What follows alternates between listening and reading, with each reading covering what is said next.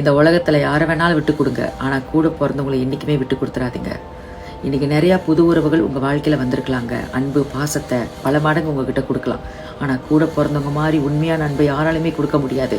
முகத்துக்கு முகம் பார்த்து ஏசிடலாம், திட்டிடலாம். ஆனால் ஏதாவது ஒன்றா துடிச்சு போகிறது அவங்கள தான் இருக்கும். நாளைக்கு நாள் உறுதி கிடையாது, அடுத்த நொடியும் உறுதி கிடையாது. திடீர்னு இன்னைக்கு சண்டை போட்டுக்கிறோம், அடிச்சுக்கிறோம், வார்த்தையை மாற்றி மாற்றி விட்டுக்கிறோம். அடுத்த நொடி ஏதாவது ஒன்று ஆயிடுச்சுன்னா, இறந்தே போயிட்டாங்கன்னா எப்படிங்க உட்காந்து அழுவீங்களா? வந்து மறுபடியும் பேசுங்க, என்னை மன்னிச்சிருங்கன்னு சொல்லிட்டு ஒன்றுமே பண்ண முடியாதுங்க.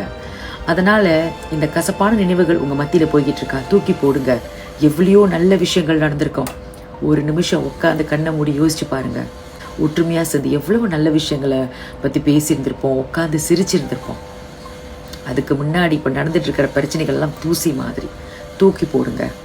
இந்த ஒரு ஜென்மம் மட்டும்தான் இந்த பிறப்புகள் எல்லாமே. அடுத்த ஜென்மம்ன்றது யாருக்குமே உறுதி கிடையாது. குடும்பத்துக்குள்ளே அடிச்சுக்கிட்ட என்னங்க ஆகிறது? நம்ம பெற்றவங்க மனசு எவ்வளோ பாடுபடும், அதையே கொஞ்சம் யோசிச்சு பாருங்க.